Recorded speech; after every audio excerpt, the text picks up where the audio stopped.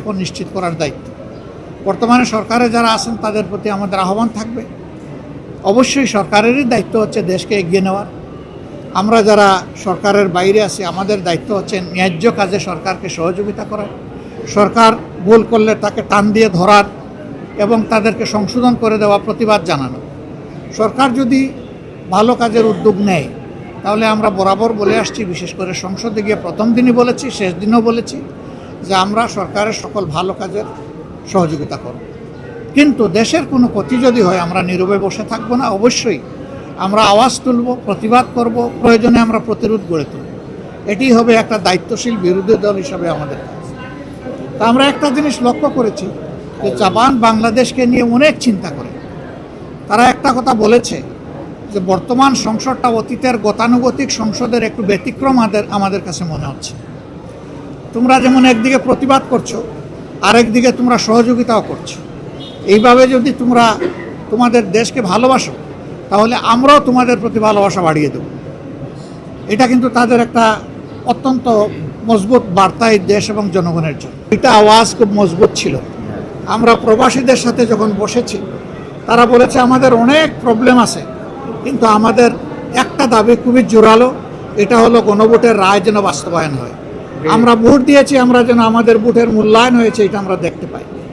আর এদেরকে যখন দেখতে গেলাম আজকে, আহতদেরকে, পঙ্গুদেরকে, এরা গলায় জড়াইয়ে ধরে বলল যদি সুস্থ হয়ে ফিরে যাই জাতির জন্য প্রয়োজন বারবার লড়াই করব, কিন্তু আমাদের গণভোটের রায় আর জুলাই সনদ দুইটা যেন অক্ষরে বাস্তবায়ন হয়। এখানে একটু শুভঙ্করের ফাঁকি আছে, আমরা কোনো ফাঁকি মানি না। আমরা A to Z বাস্তবায়ন চাই, এটা ছিল তাদের বক্তব্য, তাদের দাবি।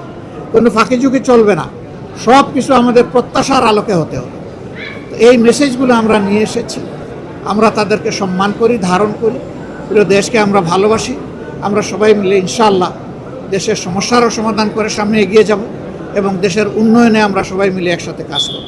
আর পৌঁছিনের যে বিষয়টা বলেছেন এটা আরও যাচাই বাছাই করে যদি সেই রকম কোনো বিষয় আমাদের সামনে আসে আমাদের ভূমিকা আপনারা দেখবেন ইনশাআল্লাহ। আমরা কোনো অন্যায়ের ব্যাপারেই নীরব থাকবো না। প্রতিবেশীকে আমরা সম্মান করি, কিন্তু কোনো প্রতিবেশী আমাদেরকে অপমান করবে এটাও কারো কাছ থেকে আমরা চাই না। এখন কি বসে থাকবো আমরা? হ্যাঁ, এখনও আমরা এই সমস্ত বিষয়ে অবশ্যই জনসচেতনতা, প্রতিবাদ এবং সরকারকে তার দায়িত্ব পালনের জন্য আমরা চাপ দেবো, এটা আমাদের দায়িত্ব। সরকার এখন বেশি পলিটিসাইজ হয়ে গেছে। এখন পলিটিক্যাল জায়গাগুলো দখল করার কাজে ব্যস্ত থাকলে তো এই সময় হবে না। এই সময় দেশের মানুষের নিরাপত্তাকে আগে নিশ্চিত করতে হবে। তা আমরা সরকারের প্রতি আহ্বান জানাবো, এখানে হলো 5 জন, তারপরে আরও কোন জায়গায় জানি এটা বোধহয় ইয়েতে এই নোয়াগাঁয় হলো 4 জন, চিটাঙ্গেলে 3 জন, সব গোলা কাটা। এগুলা কি? এরা কারা এগুলা করে পালিয়ে যায়? কোথায় যায়? কার লোক? কে শেল্টার দেয়? এগুলো অবশ্যই খুঁজে বের করতে হবে। এগুলো না হয়ে ফেসবুকে মানে যুদ্ধ চালাইলে তো হবে না। ফেসবুকের যুদ্ধ বাদ দিয়ে কালপিটদের বিরুদ্ধে এখন যুদ্ধে নামতে হবে সব, সেইটাই আমরা চাই। ধন্যবাদ ভাই আপনাদেরকে।